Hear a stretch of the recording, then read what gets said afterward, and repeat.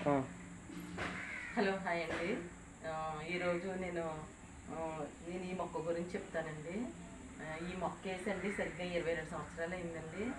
ఎప్పుడు ఇది ఇలా పెద్దదండి కొద్ది నేను ఇలా యూజ్ చేస్తూ ఉంటానండి. ఇది ఎప్పుడు చెట్టు అంతా పువ్వులు పోస్తూనే ఉంటుందండి ఇలాగా. ఇదిగోండి ఇవి మనం పూజ చేసుకున్న పువ్వులు ఉంటాయి కదండి, ఆ పువ్వులన్నీ ఇదిగోండి మొక్క మొదలు ఇలా తీసుకొచ్చి చూపించి కనపడుతుంది.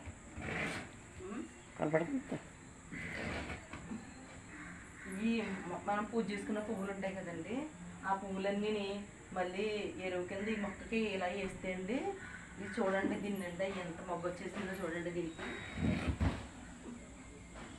ఇది మొగ్గ చూడండి ఎంత బాగా వచ్చింది. ఎన్ని మొగ్గలు వచ్చేసినాయండి. మనం పువ్వులు ఉంటాయి చూసారా, అవి ఏమి బయట పడక్కర్లేదండి, ఇలా మొక్కల్లో వేసేసుకోవచ్చు. ఇలా మొక్కలు వేసేసుకుంటే అండి బాగుంటాయి. ఇది మనకి బలంగా వస్తాయండి మొక్కలు. ఇదిగోండి దీని నుంచి మళ్ళీ ఎప్పుడూ చెట్టు నిండా పువ్వులు ఉంటానే ఉంటాయండి.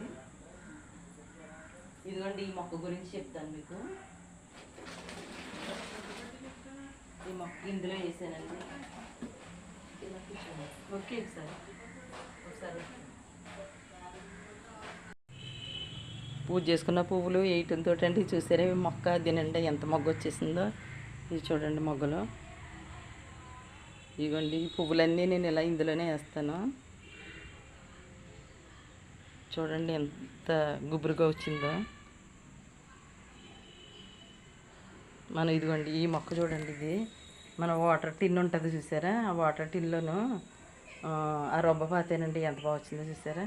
అలా వేస్ట్ చేయకుండా అలా ఉపయోగించుకుంటే మనకి ఏది వేస్ట్ అవ్వదండి. హలో హాయ్ అండి. ఈరోజు ఇది అంటే ఈ మొక్క గురించి మీకు చెప్తానండి. దీన్ని ఏమంటారంటే అండి వామాకు అంటారు. దీని గురించి ఇది ఆయుర్వేదానికి సంబంధించిన మొక్క అండి. ఇది ఆయుర్వేదం మెడిసిన్లో కూడా వేస్తారండి. ఇది చూడండి, దీనికి చాలా రకాలుగా ఉపకారం ఉందండి. దీంతో మనం దీన్ని వాము ఇది శనగపిండితో బజ్జీలు వేసుకోవచ్చండి. తర్వాత ఏమో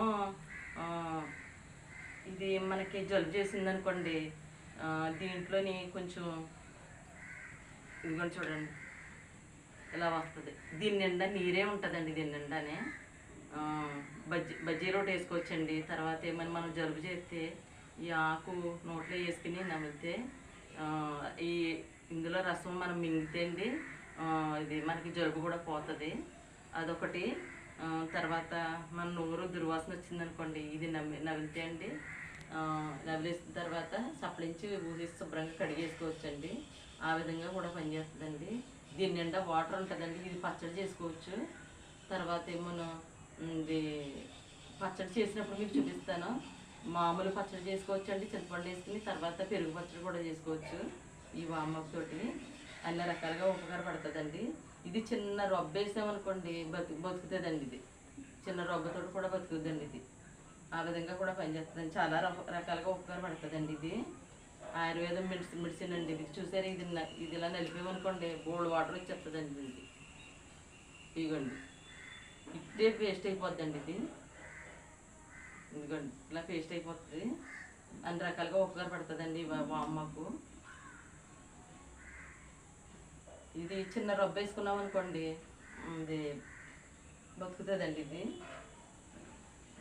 ఎన్నో రకాల కలిగి ఉన్న ఔషధమైన మొక్క అండి. ఇది నా వీడియో మీకు నచ్చినట్లయితే లైక్ చేయండి, షేర్ చేయండి.